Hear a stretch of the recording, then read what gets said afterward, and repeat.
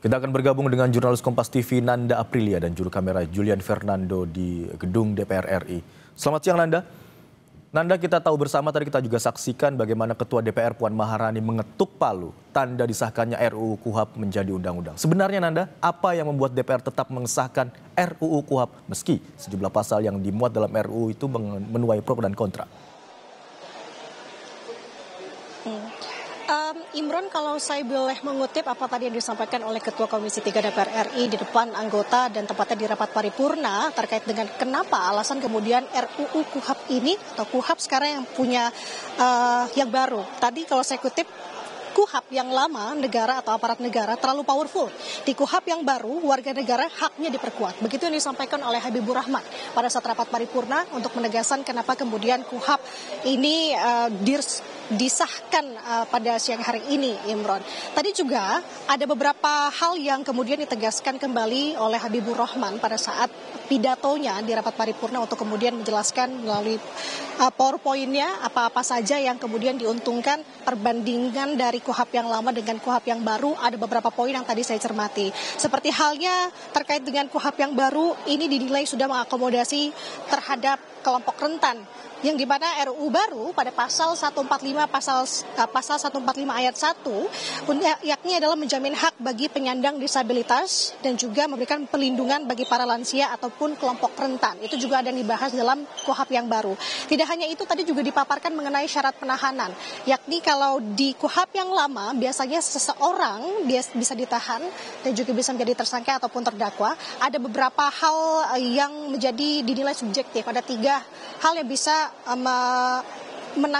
menahan seseorang, yang dimana ada tersangka atau terdakwa dinilai kabur, kemudian salah satunya adalah menghilangkan alat bukti. Sedangkan kalau di KUHP yang baru ada poin-poin penambahan yang dimana ini dinilai lebih objektif, seperti halnya tersangka seseorang bisa ditetapkan atau bisa ditahan begitu ya apabila dia dikhawatirkan menghilangkan alat bukti atau barang bukti, kemudian juga dikhawatirkan bisa menghasut saksi dan juga lain sebagainya, yang dimana ini dinilai akan semakin diperlengkap. Nah, yang jadi pertanyaannya, Imron, pengesahan RUU KUHP ini memang seiring berjalannya dibahas pembahasan KUHP, ada juga kontranya, tidak menutup kemungkinan kalau kita melihat bagaimana belakangan atau dinamika terkait dengan KUHP ini, di mana ada sejumlah dari koalisi masyarakat sipil kemudian juga mempertanyakan terkait dengan partisipatif dan juga peran publik atau masyarakat di sini dalam penyusunan KUHP. Ini juga semakin menjadi perhatian dari Komisi 3 tentunya. Kenapa saya bilang demikian? Karena tadi sebelum rapat paripurna, Imron,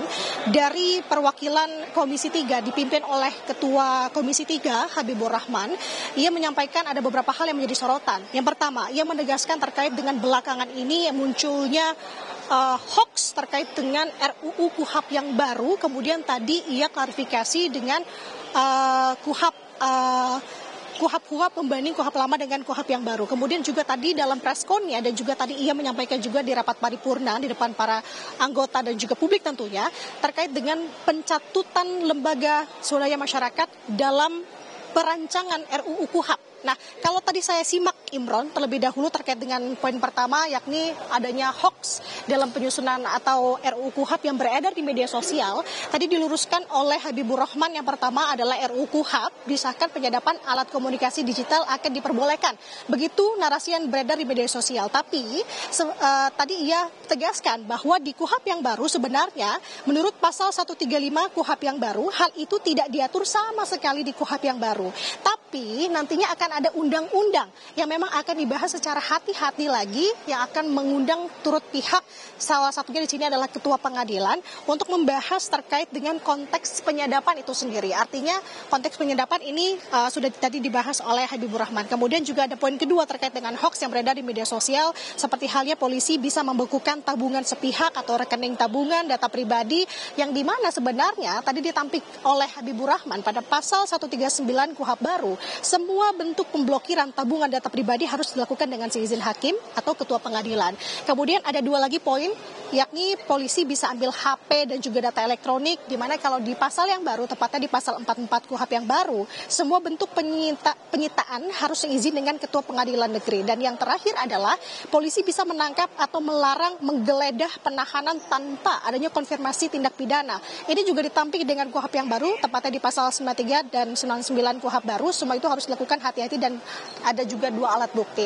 Nah, ini semakin menarik sebenarnya, Imron, apalagi seiring sudah disahkan, tapi ada laporan kepada ke Komisi 3, tepatnya ada 11 anggota Panja pada saat perumusan RUU KUHP. Ini dilaporkan ke Mahkamah Kehormatan Dewan karena apa? Itu tadi tuntutannya karena penyusunan RUU KUHP ini dinilai tidak atau kurang partisipatif dan juga kurang dari saran dari publik. Nah, kita akan cermati bagaimana ke depan kalau melihat dari saat ini KUHP sudah diresmikan.